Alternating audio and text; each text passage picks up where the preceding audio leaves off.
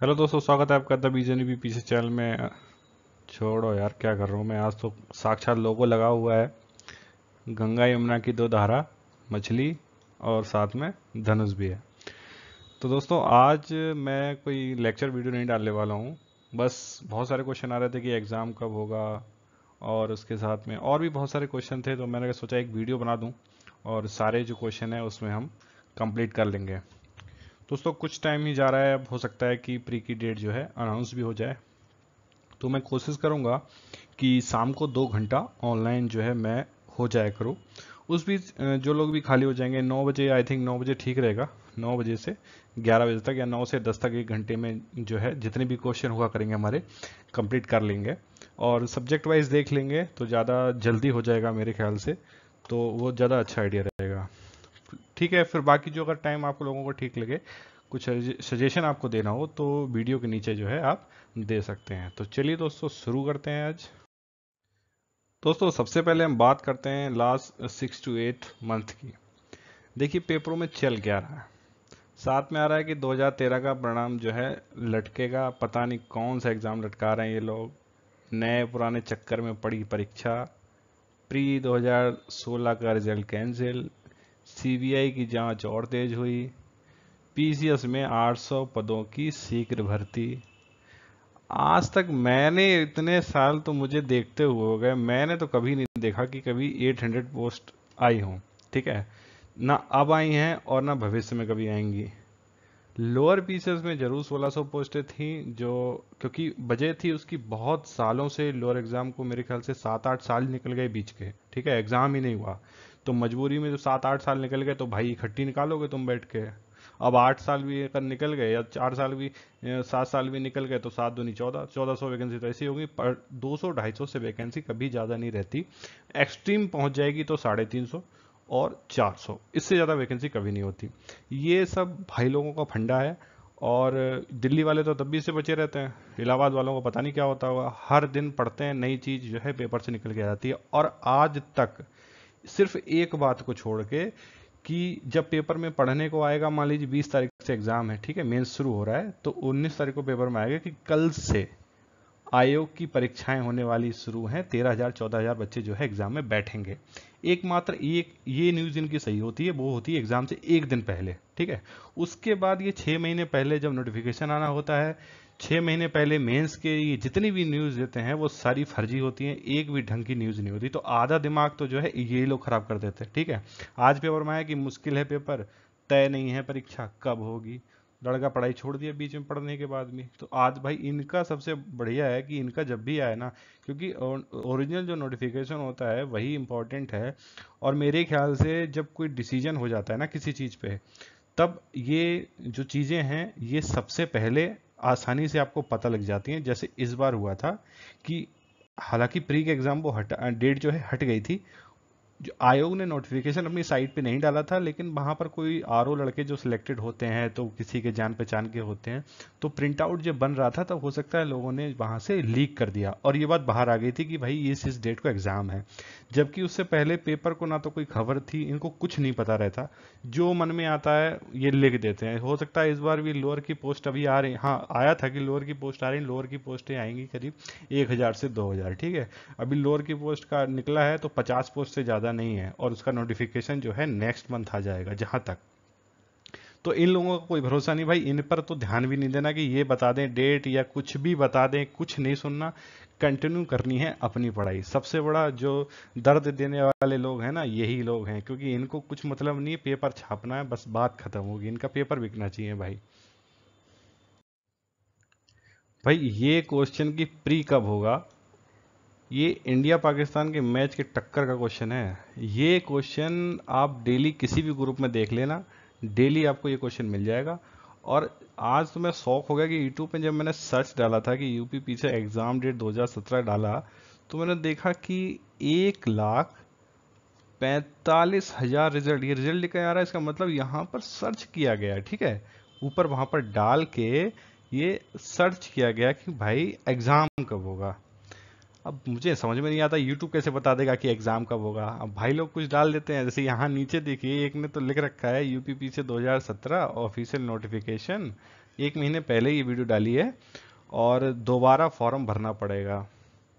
मतलब कुछ भी जो मना है लिख दो, देखना चाहिए। अब व्यूज भी क्या गजब व्यूज हुए, 11,000 लोगों ने देख भी लिया। देखने में कोई दिक्कत नहीं, देखो भाई, लेकिन मतलब दोबारा फॉर्म भरना पड़ेगा। कहाँ चल रहा है दिमाग लोगों का, समझ ही नहीं आ रहा। खैर ठीक है।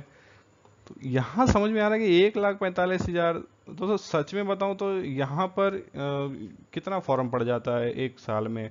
2.5 लाख पड़ जाएगा, 3 लाख पड़ जाएगा, चलो 4 लाख भी पड़ जाएगा। अब समझ नहीं आ रहा कि 1.5 लाख लोग तो यही देख चुके भाई एग्जाम कब होगा। ठीक है। और मैं सच बता दूं ना, अगर सीरियस कैंडिडेट, जो सीरियस कैंडिडेट पर ईयर जो एग्जाम में बैठते हैं ना देने के लिए, वो सिर्फ 50 से 60 हजार होते हैं। 50 से 60 हजार से कभी ज़्यादा सीरियस कैंडिडेट नहीं होते। बाकी जो है काम सब ऐसे ही चल रहा होता है। ठीक है। तो यहाँ पर इतने लोग जो सर्च किए ना, मुझे नहीं लगता कि किसी सीरियस कैंडिडेट ने एक बार भी सर्च किया होगा कि एग्ज़ाम कब होगा। उसकी दो वजह हैं। एक तो वो लोग फोकस करते हैं कि भाई एग्ज़ाम जब भी हो अपने को क्या करना, अपने को शॉर्ट ट्रिक तो अपनानी नहीं है। 105 क्वेश्चन सही करने हैं तो भाई अपना लगातार चलते रहेंगे। ठीक है। फिर रह जाएंगे 5 दिन एग्जाम के, तो पूछेंगे भाई 5 दिन में बता दो ऐसी कौन सी बुक पढ़ लें, कौन सी ट्रिक लगा दें कि 105 क्वेश्चन सही कर दें 5 ही दिन के अंदर। तो 105 क्वेश्चन सही करने के लिए 105 दिन पढ़ना पड़ता है भाई। 5 दिन में ट्रिक लगा के कोई नहीं पास होता। ठीक है। और एक बुक को ना एक बार पढ़ने से सोचो कि अरे हिस्ट्री तो एक बार में कंप्लीट कर दी भाई, तो इस गलत फहमी में कभी मत रहना। हिस्ट्री तो 50 बार पढ़ोगे ना तब भी कंठस्थ नहीं होने वाली। ज्योग्राफी मान सकता हूँ अगर एक साल जम के मेहनत किया है, पॉलिटी मान सकता हूँ एक साल जम के मेहनत किया है, या इकोनॉमी होगा, कोई भी सब्जेक्ट ऐसा हो गया, आप तैयारी करिए बढ़िया से। ठीक है। लेकिन अगर हिस्ट्री में जो एक बार पढ़ने के बाद बोलते हैं अरे बहुत रेडी हो गया, अब तो सब बाबा अकबर सब पता है हमको, तो बहुत तगड़ा कच्चा खाने वाले हैं भाई। एग्जाम में हो सकता है 15-20 क्वेश्चन आता, हो सकता है एक भी सही ना हो। तो इसलिए एक एक बुक का इम्पोर्टेंस है। और ये जो 1.5 लाख लोग जो सर्च करते हैं ना, मुझे नहीं लगता कि ये सीरियस हैं। ये टोटली नॉन सीरियस लोग हैं। वजह बता दो, यूट्यूब पे आपको लगता है आयोग कभी न्यूज़ डालता होगा यूट्यूब पे कि एग्जाम कब होने वाला है? या कोई मतलब ऐसा कोई लड़का बैठा हुआ है बाहर जो बता दे कि भाई आयोग में अंदर चल क्या रहा है? सब आयोग के सारे काम बहुत सीक्रेटली होते हैं। ठीक है। अगर वहां से कोई न्यूज़ लीक होती है तो वहां मैं बता रहा हूँ एक ऑफिसर होते हैं जो आरओ रिक्रूट किए जाते हैं, यूपीपीसी से ही रिक्रूट करता है उन लोगों को। वो लोग क्योंकि हमारे बीच से चले जाते हैं। ठीक है। जैसे मेरा एक फ्रेंड जो है उसमें। तो अगर आपके बीच के कोई लोग अगर गए हुए हैं वहां पे, तब तो आपको जो है हो सकता है कि आपको थोड़ी बहुत जो न्यूज़ आपको मिल जाए, वरना जो मिलता है ना वो सब र्यूमर मिलता है। ठीक है। कुछ फायदा नहीं उन सारी चीज़ों का, टाइम वेस्ट होता है टोटली। ठीक है। तो एग्जाम होना है ये तो श्योर है, 1 साल में होगा, 1.5 साल में होगा, 2 साल में होगा, 2.5 साल में होगा, एग्जाम तो होगा शेयरली, ये तो पता है। और एक चीज दिमाग रहता है कि भाई तैयारी तो मेरी हो गई पूरी। ये तो कभी हो ही नहीं सकता कि तैयारी कभी पूरी हो जाए। तैयारी तो सतत प्रक्रिया वही चलती रहती है। जैसे डिजास्टर मैनेजमेंट में है, एक बार आपने मैनेजमेंट कर लिया तो ये थोड़ी ना कि दोबारा डिजास्टर होगा ही नहीं। डिजास्टर मैनेज तो क्या है, सतत प्रक्रिया है, बार बार आपको करना ही पड़ेगा लगातार। ठीक है। तो ऐसा कुछ नहीं एक बार में आया और भाई मार के निकल लिए। तो भाई यूट्यूब पे सर्च करना बंद कर दें कि एग्जाम कब होगा। कोई यहाँ ज्ञानी नहीं बैठा हुआ, किसी को नहीं पता एग्जाम कब होगा। ठीक है। जो भी होता है वो सब प्रिडिक्शन करते हैं कि भाई हो सकता है और नहीं भी हो सकता। जैसे भाई ने नीचे बोल दिया कि दोबारा फार्म भरना पड़ेगा, अब मुझे ये नहीं समझ में आ रहा है ये पूछ रहा है कि बता रहा है। अब यहाँ लाइन लिख दिया, अब तुम्हारा मन है तुम देखो, अब मन करेगा तो देखोगे ही। 1 महीने में 11,000 लोग देख चुके हैं इसको, अपना टाइम वेस्ट कर दिया फालतू में, दूसरे का भी कर दिया। तो ऐसी चीज़ों से बंद रहें। और पहली बात मैं तो सही कह रहा हूँ, अगर आपको जरूरत ही नहीं है, आपके पास अवेलेबल है बुक्स वगैरह, आपको सब कुछ पता है, स्ट्रेटजी पता है। और स्पेशली मैंने पहले ही अब इस वीडियो का मैं थंबनेल भी ये लगाऊंगा कि ये सिर्फ न्यू एस्पिरेंट्स के लिए ही है, पुराने लोगों के लिए नहीं है। कि भाई पुराने लोग जो होते हैं ना वो 2 मिनट में तुमको राजा रंग बनाने के ऊपर उतार आते हैं, क्योंकि उनको सारी नॉलेज होती है। तो कहते हैं इनको तो इसको पता नहीं क्या पागल बना है। तो भाई मैं भी अवेयर हूँ इस चीज़ से कि किसी पुराने आदमी का दिल ना तोड़ूं, वो परेशान ना हो वीडियो देख के, क्योंकि उसको तो ज़्यादा सी चीज़ें पता है। नए जो लोग होते हैं वो बहुत झमेले में फंसते हैं किताबों के, और पता नहीं कहाँ कहाँ से उठा लाएंगे। कुछ लोग यूपीपीसी के लिए एनसीईआरटी पढ़ो, अरे राम रे, आज तक मैंने नहीं देखा कभी एनसीईआरटी से कभी क्वेश्चन एक बन गया भाई। यूपीपीसी का लेवल इतना बड़ा नहीं, वो एनसीईआरटी क्वेश्चन उठाने जाएगा वहां पर लेने के लिए। और क्वेश्चन अगर किसी ने बना दिया गलती तो इस आयोग को आंसर नहीं दे मिलेगा। इसको अगर 2 ऑप्शन दे दिए जाए ना कि 2 ऑप्शन में से आंसर बता दो, उसमें भी गलत बताएगा, ए आंसर होगा तभी बी बताएगा, तो 4 क्वेश्चन तो समझेंगे नहीं इससे। तो एनसीईआरटी वगैरह इतना अपना दत्ता सुंदरम पता नहीं क्या क्या पढ़ते हैं भाई। इतना महानता अगर जाहिर करनी हो तो यूपीएससी में कूदो ना, वहाँ इतना फील्ड पड़ा हुआ है ना कि मतलब वहाँ है कि जम के पढ़ो भाई, जितना पढ़ सकते हो नॉलेज एकदम फोड़ दो, मतलब पढ़ पढ़ के किताबों को फाड़ डालो एकदम। तो यूपीपीसीसी के लिए इतना तैयार करने की जरूरत नहीं है, बहुत सीमित रखना है अपना दायरा, और उसी में सारा बुद्ध का ज्ञान प्राप्त हो जाता है छोटी किताबों में ही। उसकी वीडियो के लिए मैंने सारी वीडियो जो है बना रखी है कि आपको कौन कौन सी बुक पढ़ने हैं। भाई आ जाता है कि भाई एग्जाम तो अब हो नहीं रहा, तो अब क्या करें। एक मूवी का डायलॉग था मुझे याद है, वो बोलता है व्हाट टू डू अन्ना। तो इस टाइप से एक ये पिक्चर थोड़ा फनी था, तो मैंने थोड़ा लगाया कि भाई कुछ लोग परेशान रहते हैं यार एग्जाम नहीं होता, ठीक है। तो मैंने कहा चलो लगा दो यार एक ऐसी पिक्चर की लोग खुश हो जाए देख के। तो ये भाई बहुत परेशान है कि एग्जाम नहीं हो रहा यार। तो यार देखो एग्जाम की बात सिंपल है कि जिसके पास जॉब नहीं होती ना वो बड़ा परेशान रहता है, भाई एग्जाम कब होगा, एग्जाम कब होगा, मैं तो सारी बैकग्राउंड में तैयारी करके बैठा हुआ हूँ, ठीक है। तो और जिसके पास जॉब होती है तो वो तो अपना मस्त रहता है, हो या ना हो, ठीक है। और हो जाएगा तो दे आएंगे, नहीं होगा तो नहीं देने जाएंगे, कुछ टाइम बाद दे देंगे। और उनसे भी ज्यादा सुखमय जीवन वो व्यतीत कर रहे होते हैं जो लास्ट टाइम एग्जाम का मेंस लिखे होते हैं, ठीक है। तो उनका होता है कि यार मैं तो लास्ट टाइम का लिखे हुआ हूँ, मुझे क्या टेंशन है, ये 2 साल बाद हो जाए क्या दिक्कत है, ठीक है, मेरा रिजल्ट पहले आ जाए। अब यहाँ पर ये परेशानी है। और सबसे बड़ा दर्द उस आदमी का है जो पिछले साल 1 नंबर से फेल हो गया, या जो भी जितने नंबर से मतलब फेल हो गया वो पिछले साल, उसने बहुत मेहनत की बेचारे ने लेकिन वो फेल हो गया। तो उसको समझ नहीं आ रहा, एक तो घर वालों को भी प्रेशर हो जाता है, फिर घर वालों से ज़्यादा पड़ोसियों को प्रेशर हो जाता है, पड़ोसियों से ज़्यादा रिश्तेदारों का प्रेशर हो जाता है, क्योंकि पड़ोसी फ़ोन नहीं करता, रिश्तेदार तो फ़ोन ही करके पूछ लेता है बेटा एग्जाम कब हो रहा है। तो यहाँ सबसे बड़े जो दर्द है ना ये निकल के आते हैं, तो उनके निकल के आते हैं जो लोग फेल हो गए हैं। नया जो लड़का होता है उसको ज़्यादा टेंशन नहीं होती, अरे मैं तो अभी आया हूँ, मैं तो अभी 2 4 एग्जाम फेल भी करूंगा, उसके बाद देखूंगा कभी जाके सीरियस होके।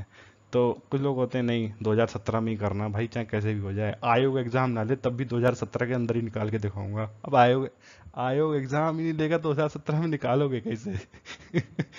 तो यहाँ पर यही है भाई कि स्ट्रेटजी जो आपको पता है, जिन लोगों को नहीं पता तो वो लोग स्ट्रेटजी अपनी जो है अगर गलती कर रहे हैं तो चेक करें। और जो लोग फेल हो गए ना पिछले साल, सही में अगर गंगा में पेपर ना बहाया हो ना, तो पेपर को उठा लो पिछले साल को और ये चेक कर लो भाई कि मैं गलती करके कहाँ फेल हो गया, ठीक है। तो जो जो जिस जिस क्वेश्चन पे फेल हुए ना उसको एक लाइन जो एक अपना जो भी अपने पास जो हो पेज कापी कलम उसमें लिख लो कि भाई मैंने यहाँ इस क्वेश्चन को गलत किया। मान लीजिए अगर मैं सपोज दैट करता हूँ, मैं अपना एग्जाम्पल अगर दूं, तो मैंने जब पहला एग्जाम दिया था मैं पॉलिटी के 25 में से 14 क्वेश्चन पहले सही करके बाद में काट दिया था। ये कैसे हुआ? तो ये हुआ कि मुझे खुद पर विश्वास ही नहीं था, ठीक है। और प्रेशर में जब वहाँ बैठे होते हैं ना हम लोग तो सोचते हैं कि यार दोस्त हमारा पास 150 क्वेश्चन है, 150 में से मैं 144 सही करके दिखा दूं, 6 तो मेरे गलती से गलत हो जाए, ठीक है। और ये जो 144 है ना, 144 के चक्कर में ही हम लोग 44 पे आ जाते हैं। तो जब ये प्रेशर होता है, कॉन्फिडेंस बिल्कुल जीरो है, समझ ही नहीं आ रहा कि क्या करें, तो पता 14 14 15 15 और उस पेपर मैंने चेक किया था तो मैंने 25 क्वेश्चन ऐसे थे जिनका आंसर काट के जो है मैंने दूसरा कर दिया था, और उस 25 में से मेरा 19 क्वेश्चन जो एकदम सही था। लेकिन लैक ऑफ कॉन्फिडेंस, कॉन्फिडेंस बिल्कुल नहीं था कि भाई मेरा ये सही, मैं कैसे सही कर सकता हूँ, इसका तो हो सकता है बी भी हो, सी डी ई भी हो, तो वही भी आंसर लगता है कि ई भी आंसर हो सकता है। तो एक चीज है कि गलती अगर आपने की है, ठीक है, मोस्ट ऑफली गलती दो होती हैं। एक होता है कि इनमें से कौन सा सही नहीं होगा, ठीक है, तो वो नहीं हम पढ़ते ही नहीं है, वो वहाँ एक ऐसे क्वेश्चन गलत होता है। दूसरा, हम यार बी होगा या सी होगा, बी होगा या सी होगा, और मोस्ट ऑफली पॉलिटी का क्वेश्चन ऐसा होता है बहुत ट्रिकी होगा, बहुत ज़्यादा ट्रिकी। पॉलिटी क्वेश्चन में तो मैंने देखा 3 4 बार लड़का अगर फेल भी ना हो ना और ध्यान ना दे अपने पॉलिटी में, तो वो 7 8 साल और आगे बढ़ जाएगा वो पॉलिटी पे, अगर उसने ध्यान नहीं दिया तो सबसे बड़ी बात है कि पॉलिटी पे आपको ध्यान देना है कि भाई पॉलिटी, क्योंकि पॉलिटी में मैंने गलती की उसके बाद मैंने सुधार किया। और पॉलिटी में अब जब क्वेश्चन आता है पॉलिटी में तो शायद 2 या 3 क्वेश्चन ही गलत होते हैं, 25 हैं तो 25 से 22 या 23 से, कई बार मैंने 24 20 से ही किए, एक भी गलत हुआ है केवल। तो ये चीज है कि आप सुधार कैसे कर सकते हैं। और नॉर्मली कुछ लोग तो मैंने सच में देखा है कि 25 में से 25 आंसर सही है, पॉलिटी में एक भी आंसर गलत नहीं है। तो ये चीज क्या है, ये फुल कमिटमेंट है भाई कि बॉल आएगा ना, यॉर्कर आए कोई सा भी आए, स्ट्रेट मारूंगा एकदम सीधा जाएगा बॉल। तो यही है कि जब भी आए, बाउंसर आए, कुछ भी आए, ठीक है, तो सबसे पहले ये क्वेश्चन को वॉच करो अच्छे से, तब ये हो सकता है कि गलतियां जो है आपकी कम हो जाएं। पिछले साल जहाँ जहाँ गलतियाँ की थी उसमें सुधार कर लो, वो सारे क्वेश्चन नोट कर लो कि मैंने ये इस पॉइंट पे पॉलिटी में, ज्योग्राफी में, हिस्ट्री में, जहाँ भी मैंने सबसे ज़्यादा गलतियाँ की हैं वो मैं अपनी गलतियाँ जो हैं आप ऑनलाइन वो जो अपना पुट करो, और उसके बाद उसी सब्जेक्ट को सबसे ज़्यादा पढ़ो। ठीक है, तो एग्ज़ाम नहीं हो रहा है ना भाई, तो तुम ये करो, कुछ मत करो भाई की तरह जैसे बैठा है ना, ये खाली बैठने से नहीं होगा भाई। भाई ये जो डिस्कशन हम लोग कर रहे हैं ना, ये सही में दिल में पत्थर रखने वाला डिस्कशन है, क्योंकि गवर्नमेंट चेंज हो गई है। और देखिए, नेशनल पार्टी में और जो क्षेत्रीय पार्टियां होती हैं ना, उसमें बड़ा डिफरेंस होता है। नेशनल पार्टी जब भी कोई उसका एम्बिशन होता है ना, तो वो उसका एक लॉन्ग टर्म होता है, वो कभी शॉर्ट टर्म इन्वेस्टमेंट कभी नहीं करते। लेकिन क्षेत्रीय पार्टियां जो होती हैं वो रिजल्ट को जो है तुरंत दिखाने की कोशिश करती हैं। ठीक है, वो जितना काम करेंगी ना वो सारा शॉर्ट टर्म का ही होगा। इससे पहले की जो गवर्नमेंट थी उसने जल्दी जल्दी जॉब्स निकाली, करप्शन में निकली, कैसे भी निकली, विवाद में निकली, हाई कोर्ट गई, सुप्रीम कोर्ट गई, इंटरनेशनल कोर्ट में गई, कहीं भी गई। लेकिन ये है, उन्होंने एग्ज़ाम जो है कराए। ठीक है, और जैसे भी कराए एग्ज़ाम हुए। फिलहाल कुछ लोगों को तो मिली होगी नौकरी, 100 में से 25 में तो फेयर को मिली होगी, 75 को भले बेचारों को ना मिली हो। ठीक है, तो अब यहाँ पर बीजेपी गवर्नमेंट, जैसे राजस्थान का मैं दे दूँ, तो बीजेपी गवर्नमेंट वहाँ बनी थी, अभी तक सिर्फ एक एग्ज़ाम हुआ है राजस्थान में, सिर्फ एक पीसीएस एग्ज़ाम, 5 साल पूरे कर चुके हैं। अब जो है 2018 में राजस्थान में इलेक्शन है, बीजेपी गवर्नमेंट 100% चली जाएगी वहाँ पे, ये एकदम मैं श्योर हूँ। वहाँ पर एक जॉब जो नहीं क्रिएट नहीं कर पाई ये लोग 5 साल में, तो ये क्या मतलब, अब सरकार तो कुछ करने को तैयार ही नहीं, क्या करेगा वहाँ पे। तो एक जॉब नहीं हुई वहां पर, यहाँ दिख गया। एमपी ने हाल ही में अपना रिजल्ट ठीक किया, इससे पहले एमपी की भी हालत बहुत ज़्यादा खराब थी, लेकिन अब कुछ जाके स्थिति सही है, बिकॉज ऑफ एमपी में भी इलेक्शन है, राजस्थान के साथ में एमपी में इलेक्शन होता है। तो चौहान साहब जो हैं लगे पड़े हैं कि भैया कैसे भी सब डैमेज कंट्रोल कर लिया जाए, पिछली जो गलतियां थी सुधार ली जाए। हमारे यहाँ योगी जी अब आ गए हैं, अब समझ में नहीं आता कि ये जो रोक लगी पड़ी, भाई समझ नहीं आता, अध्यक्ष हटाना हटा दो, सीबीआई जांच कराना है करा लो, और सीबीआई जांच अगर तुम करा रहे हो तो पीछे से क्या लेना देना है उसको, इसको तो करवा दो भाई। कोई कह रहा फंड नहीं दे रहे, कोई कह रहा सैलरी नहीं दे रहा, वो बीच में लटकाए पड़े। खैर उनको भी कोई मतलब नहीं, बोर्ड जो है मिल जाता है। और ये भी पता है कि कोई भी एस्पिरेंट होगा ना भूखा नहीं मरेगा, जो पीसीएस की तैयारी कर रहा होगा, सही में ये उनके दिमाग में ये चीज़ बैठी होती है कि भूखा तो नहीं मर रहा होगा वो, ख्याल कुछ ना कुछ तो कर रहा होगा कहीं पड़ा हुआ कोने में। तो उनको नहीं 1% चिंता इस बात की। ठीक है, क्योंकि सबसे बड़ी दिक्कत जो होती है ना हमारे साथ में तैयारी के साथ में, वो यही होने वाली होती है कि हम लोगों का एग्ज़ाम पर ईयर नहीं होता। ठीक है, इसलिए हमारी जो मतलब जो लोग जितनी मेहनत करते हैं ना, वो लोग उतना पीछे की तरफ मैंने देखा जाते हैं, बहुत अच्छे अच्छे कैंडिडेट होते हैं, ऐसा नहीं कुछ लोग तैयारी नहीं करते, बहुत अच्छे अच्छे कैंडिडेट होते हैं, लेकिन वो सिर्फ इसीलिए बात के लिए मारे जाते हैं कि एग्ज़ाम परियर नहीं होता। अगर एग्ज़ाम हमारा परियर हो, हमको पता लगे कि भाई एग्ज़ाम जैसे यूपीएससी कराता है अपने एग्ज़ाम, उससे एकदम श्योर है। आज ही आ गया 2018 का नोटिफिकेशन, 4 दिन पहले ही आ गया है कि अगले साल आईएएस का एग्ज़ाम 3 जून को होगा, जो इस बार 18 जून को है। तो इतना लॉन्ग टर्म जब इन्वेस्टमेंट वो लोग कर देते हैं ना पहले से ही तैयार, तो लड़का अब क्या पढ़ना शुरू कर देता है कि भाई मुझे 18 में देना, मैं अपना तैयारी शुरू कर दूँ। यहाँ का कोई भरोसा नहीं। तो अब बात आ रही कि भाई अगस्त में एग्ज़ाम हुआ, तब इसका मेंस जो होगा ना वो दिसंबर जनवरी से पहले नहीं होगा, ये 100% श्योर हूँ मैं। ठीक है, जब तक अब तक का जो रिकॉर्ड रहा है ना, एकदम श्योर हूँ मैं, दिसंबर या जनवरी। अगर दिसंबर में हो गया तब तो ये एग्ज़ाम 2017 के अंडर में पड़ रहा है भाई। और कहीं अगर ये दिसंबर में नहीं हो गया तो ये एग्ज़ाम 2018 में होगा भाई, इसका मेंस जाके प्री तो हो जाएगा 2017 में, क्योंकि फॉर्म भी इसका प्री का 2017 में ही आ गया है, तो प्री तो ले ही लेंगे। खैर उम्मीद तो है प्री दिसंबर तक प्री तो हो जाएगा, लेकिन मेंस बहुत मुश्किल लग रहा है कि 2018 में हो पाएगा। अगला है, अगर सितंबर में हुआ एग्ज़ाम तब तो आप भूल जाओ कि इसका मेंस जो है 2017 में होगा, फिर तो 100% ये गया जनवरी और फरवरी में। तो जो लोग ये कह रहे थे कि भाई चाहे कुछ भी हो जाए यही साल है 2017, इसी में जॉब लगानी और निकल जाना है, तो बहुत अनप्रिडिक्टेबल है भाई। ये तुम कभी प्रिडिक्ट नहीं कर सकते कि एग्ज़ाम जो है कब होने वाला है। ये लोग आज भी कल भी डिसाइड कर सकते हैं, और मुझे तो नहीं लगता कि इस महीने भी जो है डेट आने वाली है। ठीक है, ये लोग फुल मस्ती में है, अपना कोई टेंशन नहीं उनको किसी भी चीज़ की। तो 2017 जाने वाला है, ये तो श्योर हो गया। तो सबसे बड़ी बात यही है कि एग्ज़ाम की अगर डेट नहीं आ रही है अपनी, अगर प्री थोड़ा कमज़ोर है तो उसको बढ़िया से मजबूत कर लो। मेंस के लिए अच्छा खासा टाइम जो है मिलने वाला है भाई, लॉन्ग टर्म जो है काफ़ी टाइम लगेगा अभी उसका मेंस होने में।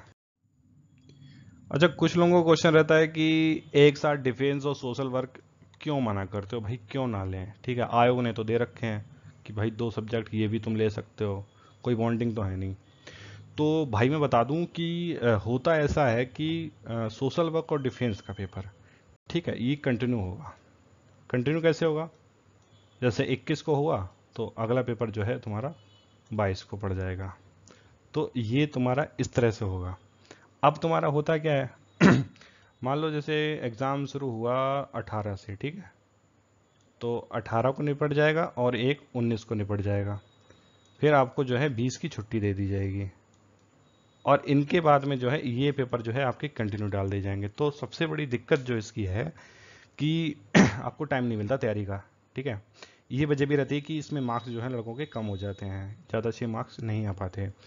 और सबसे बड़ी महानता हमारे अंदर है क्योंकि हम लोग जो है पहले से नहीं रेडी करते एग्ज़ाम में, ठीक है। जैसी डेट आएगी तुरंत लग जाएंगे भाई, 1 महीना रह गया अब एग्ज़ाम तैयारी करने में, अब 1 महीने में ही सोशल वर्क और डिफेंस पढ़ना है।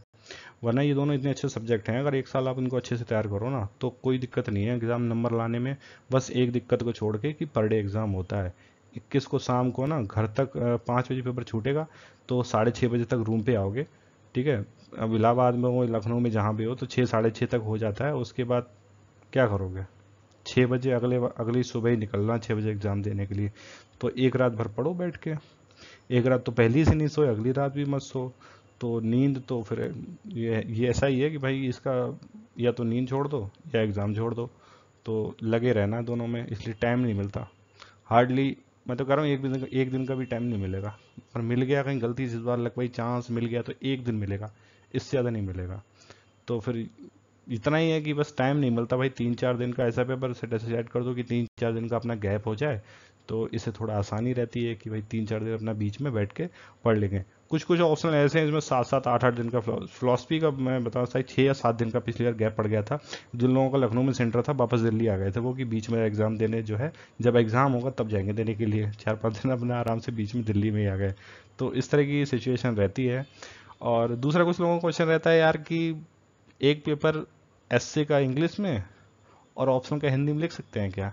मुझे ये स्ट्रेटजी नहीं समझ में आती कि ऐसा कौन सा महान व्यक्ति होगा जो ये एसए लिखेगा इंग्लिश में और ऑप्शन लिख देगा हिंदी में। भाई मतलब अगर इंग्लिश अच्छी है तो दोनों में लिखो ना, फिर एक ऑप्शन में एक में ऐसे में ऐसे ऐसे इंग्लिश में लिखना, और जो अपना ऑप्शन होगा वो इंग्लिश हिंदी में लिखना। मुझे समझ नहीं आ रहा। तो ऐसा कुछ नहीं होता। विकलांग का ऑप्शन देखा ना जब फॉर्म भरते हैं, तो विकलांग में जब हम नो डालते हैं ना कि विकलांग नहीं है, तो उसके बाद विकलांग से रिलेटेड जितने भी ऑप्शन होते हैं ना वो सारे बंद हो जाते हैं आपके लिए। सेम ऐसा ही होता है क्योंकि जीएस का पेपर में इंग्लिश हिंदी का कोई माध्यम नहीं है, ठीक है, वहां तो भरवाता ही नहीं है। जीएस का पेपर जो होता है उसमें वही रहेगा। ऑप्शनल जैसे ही वो इंग्लिश कराता है ना, तुम्हारा ऑटोमेटिकली जो ऐसे होगा ना वो इंग्लिश में ही कन्वर्ट हो जाएगा तुरंत ही। ऐसा कुछ नहीं कि अपना जो है माध्यम क्या कराना है। तो जो है ये सारी चीज़ें आपकी इंग्लिश में ही रहेंगी। अगर आपको इंग्लिश है, अब जाहिर सी बात है सीबीएसई बोर्ड से जो लोग पढ़े होंगे वो इंग्लिश ऐसे में, ऐसे भी इंग्लिश में ही लिखेंगे, वो क्यों हिंदी में लिखेंगे ऐसे। तो ये है कि सिंपल रहता है।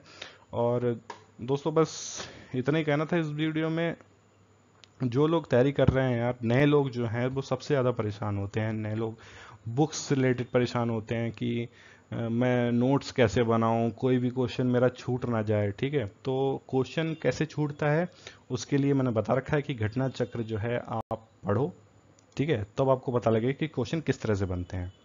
जब पता लग जाए हमें क्वेश्चन किस तरह से बनते हैं, तब आप ज्योग्राफी की तरफ चले जाओ या पॉलिटी की तरफ चले जाओ या अपना हिस्ट्री की तरफ चले जाओ।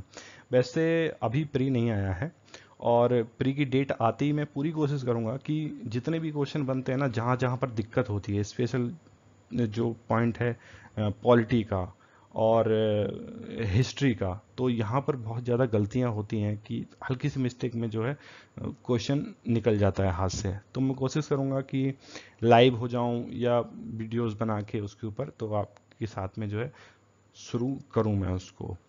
तो कोशिश करेंगे यार जितने लोग निकाल सकें। जो लोग नए हैं तो थोड़ा यार ये भाई लोगों से थोड़ा बच के रहा करो ना। मतलब किसी से तुम पूछोगे ना कि यार कैसे एग्जाम निकालें, तो देख के तुमको बोल देगा यार तुम तो अभी नए हो, तुमको 3-4 साल लगेगा निकालने में, अभी तुम क्या। तो किसी के साथ मतलब ऐसा किसी के साथ डिस्कशन ना करें ना फालतू का, जो लगे यार कि क्या बात है यार, तुम तो मतलब अभी से एग्जाम निकालने की सोचने लगे। तुम्हें तो भी 3-4 साल अच्छे के लग जाएंगे। 3-4 साल नहीं लगना चाहिए अगर एग्ज़ाम होता है तो। कभी दिमाग में ये मत लाना कि 3-4 साल मुझे लगने वाले हैं। और हाँ, दूसरा चीज़, पीछे में कोई लोग बोलते हैं कि मैं 2019 में दूंगा या 2030 में अपना एग्ज़ाम दूंगा। क्यों, मुझे समझ नहीं आता 2021-2030 में क्यों, जब ऑलरेडी कर रखा कि 45 साल तक एग्जाम दे, 45 के अब तो 60 साल पहुंच गया, रिटायरमेंट की उम्र तक पहुंच गया कि आप एग्जाम दे सकते हो। तो फिर ये क्यों अपने ख्वाब बुनते हो कि मैं तब एग्जाम दूंगा। तैयारी कभी पूरी नहीं होती। प्रैक्टिस के लिए बैठ जाओ, एग्जाम देने के लिए फॉर्म भरने के लिए 125 रुपये लगता है, 1,25,000 नहीं लगता, कोई पैसा नहीं है, जाओ। अगर हाँ शर्म आती है कि दूसरे को पता लगे मेरा नंबर कितने हैं, तो चुपके से चले जाओ, किसी को नहीं पता लगता कि एग्ज़ाम तुम देने गए थे, बोल देना किसी दोस्त से मिलने गए थे। तो एग्ज़ाम, अगर जो नए लोग हैं इस यूनिवर्सिटी में पढ़ रहे हैं, कहीं पर ग्रेजुएशन कर रहे हैं, तो फॉर्म भरो अपना, आराम से मजे से एग्ज़ाम दो। कोई आयोग का कोई भी एग्ज़ाम हो, आप एग्ज़ाम देने जाओ, सारे एग्ज़ाम दो, कोई टेंशन नहीं है। क्योंकि अभी पहले परेशान होने से पहले देख लो ना जाके कि माहौल कैसे होता है, लोग कैसे एग्ज़ाम देते हैं, कहाँ, तो वहाँ का माहौल क्या होता है, तो थोड़ा घुल मिल जाते हो। पहली बार में जब होता है ना, तो जैसे मैंने बताया था कि फर्स्ट टाइम एग्जाम देने में तो 14 क्वेश्चन तो काट के गलत कर दिया था अपने जानबूझ के। और उसी साल हुआ था मेरा, मैं सेलेक्ट भी हो गया था, लेकिन मुझे ज़्यादा नॉलेज नहीं थी। मेरा एग्रीकल्चर बैकग्राउंड था, मैं क्वालिफाइंग कर गया था, मैं कट ऑफ से 50 नंबर ज़्यादा था, लेकिन मैंने टिक नहीं किया था अपना कॉलम जो था एग्रीकल्चर का। और जो है मैं उस साल नहीं, मैं पहले साल ही मेंस दे सकता था, लेकिन मुझे नहीं पता था। जैसे अब ज़्यादा नहीं पता होता लोगों को कि भाई कैसे करना है, क्योंकि तो किसी से इतना रिलेशन भी नहीं था कि कोई बताए मुझे, तो गलती से छूट गया। तो ऐसे बहुत से लोग होंगे जो बहुत हल्की सी मिस्टेक कर देते हैं और बाद में खामियाजा जो है भुगतना पड़ता है। तो ऐसी गलती ना करें। एग्ज़ाम देने का अगर टाइम आपको मिल रहा है, एग्ज़ाम जरूर दें। आप ग्रेजुएशन के फर्स्ट ईयर में हो, बीए कर रहे हैं, कुछ भी कर रहे हैं, अगर 12th में है अगर आप, तब 12th में होने के बावजूद भी जाके चले जाओ एग्ज़ाम देने के लिए, क्या दिक्कत है। देखो प्री तो प्री हो जाएगा तो मेंस तो खैर नहीं मिलेगा देने को, लेकिन मतलब फिर दिक्कत क्या है, वहाँ माहौल में ढलने में क्या दिक्कत है, अपना चलेगा देने के लिए एग्ज़ाम। और हो जाएगा तो अच्छी बात है। अगर आधे मिल जाएगा कि मैंने पहली बार में बिना तैयारी के भी निकाल दिया था, तो मैं अब 3 साल बाद भी जो है मैं पूरा ग्रेजुएशन करने के बाद निकाल दूंगा। तो एग्ज़ाम तैयारी के एग्ज़ाम देने की कोई दिक्कत नहीं है, एग्ज़ाम देने में कोई अटैम्प्ट तो काउंट होते नहीं वहाँ, तो आसानी से आप जो है दे सकते हैं एग्ज़ाम, कोई दिक्कत नहीं है। आई होप क्वेश्चन आपके जो हैं कंप्लीट हो गए हों। और अगर कोई क्वेश्चन रहता है, मतलब मैं प्री के लिए सोच रहा था कि कुछ ऐसा नया सा करूं कि मतलब सुपर 30 टाइप का, कि सब लोग इन्वॉल्व हों उसमें, कुछ लोग जितने लोग हो सकें, और एक हेल्दी डिस्कशन और एग्ज़ाम जो है में कंपटीशन देने के लिए आप लोग रेडी हो सकें। तो पर डे मेहनत अगर आप करेंगे, तब कोई भी जो लक्ष्य है वो मुश्किल नहीं है। ये एकदम अपने दिमाग में कंठस्थ कर लो। एक हल्की सी कहानी मुझे याद आ रही है, मैं वीडियो ख़त्म करता हूँ इसी बात को लेके अपनी, कि थॉमस एल्वा एडिसन का नाम आप लोगों ने सुना होगा, ठीक है, जिन्होंने बल्ब बनाया था, सब लोग जानते होंगे उसके बारे में। जो लोग हो सकता है ना जानते हो तो बता दो, उन्होंने जो बल्ब हम लोग जलाते हैं इसका इजाद किया था। तो थॉमस एल्वा जब स्कूल में पढ़ते थे, तब करीब 30-40 बच्चे उस स्कूल में जो है, उस क्लास में जो थे उनकी क्लास में, तो उनका जो टीचर था थॉमस का, तो उसने उठाया थॉमस को कि तुम उठो, और मैंने तुम्हारे लिए एक लेटर लिखा है, ये लेटर ले जाके तुम अपनी माँ को दे देना, ठीक है। तो थॉमस जो है लेके चला गया, उस लेटर को अपनी माँ को दे दिया। उसकी माँ ने जब उस लेटर को पढ़ा, तो उसकी माँ रोने लगी। तो वो थोड़ा परेशान हुआ कि माँ, मेरी माँ क्यों रो रही है। तब उसकी माँ ने थॉमस से कहा कि तुम इतने अच्छे स्टूडेंट हो थॉमस, कि तुमको स्कूल जाने की ज़रूरत नहीं है। तो उसको अच्छा लगा कि मतलब मेरे टीचर ने मेरी तारीफ़ की है, अब मुझे स्कूल जाके भी नहीं पढ़ने की ज़रूरत है, तो मैं अपनी माँ के साथ जो है यहीं रह के पढ़ूंगा। तो उसकी माँ ने उसको पढ़ाया, ठीक है। और उसके बाद में, अब दुनिया जानती है उसको, साइंटिस्ट बना वो। लेकिन बहुत सालों के बाद उसकी माँ का जो है देहांत हो गया। वो लेटर उसको मिला और उसने पढ़ा। तो उस टीचर ने थॉमस के लिए लिख रखा था कि तुम्हारा बच्चा इतना बेवकूफ़ है ना, कि तुम्हारे बच्चे की वजह से मेरे सारे क्लास के बच्चे खराब हो रहे हैं। एक मछली जो होती है ना, पूरे तालाब को गंदा कर देती है। ये एग्जाम्पल लेके उसने उसकी माँ को दिया था। और उस चीज को यहाँ ऐसे एग्जाम्पल के साथ ले सकते हैं कि एक व्यक्ति आपके जीवन में असर भी डाल सकता है, जिससे आप डिमोलाइज होके कुछ भी ना कर सकें। और एक व्यक्ति आपको अगर सपोर्ट कर दे, तब आप बहुत बड़ी अचीवमेंट ले सकते हैं। उसकी माँ ने उसके साथ वही किया, उसको नहीं बताया कि उसकी कमजोरियां क्या हैं, और उसकी कमजोरियों को खुद समझा और उसको उसी कमजोरियों को उसको मजबूती दे दी, और बाद में दुनिया में थॉमस एल्वा ने अपना नाम किया। तो दोस्तों ये कहानी उन लोगों के लिए है जो लोग बार बार अनसक्सेसफुल हो जाते हैं। तो कई बार क्या है कि साथ वालों का भी बहुत बड़ा रोल होता है, वो ड्रीमलाइज करते रहते हैं यार तुमसे नहीं होगा, तुमसे नहीं होगा, तुमसे नहीं होगा। और स्पेशली कई बार तो हम खुद अपनी गलतियां समझते हैं कि हम कहाँ गलती कर रहे हैं। अगर हमने खुद ही अपनी गलतियां नहीं समझी कि हम गलतियां कहाँ पर कर रहे हैं, तो दूसरों को भी भाई मौका मिलता रहेगा, वो तुमको चिढ़ाते रहेंगे, परेशान करते रहेंगे। तो हम कभी ऐसी गलती ना करें कि दूसरों को मौका मिले। हम क्यों किसी को दूसरे को मौका दें कि वो हमारी तरफ उंगली उठाए। तो उसके लिए सबसे बढ़िया है कि खुद मेहनत करो अच्छे से, और अच्छे लोगों के बीच रहो, ठीक है। जो क्रिटिसाइज करते रहते हैं, परेशान रहते हैं, खुद भी कुछ लोग बहुत परेशान रहते हैं और आपको भी जो है लगातार परेशान करते रहते हैं। तो बस यही कहना था आप लोगों से, और मैं वीडियो अपनी ख़त्म करता हूँ। Thank you.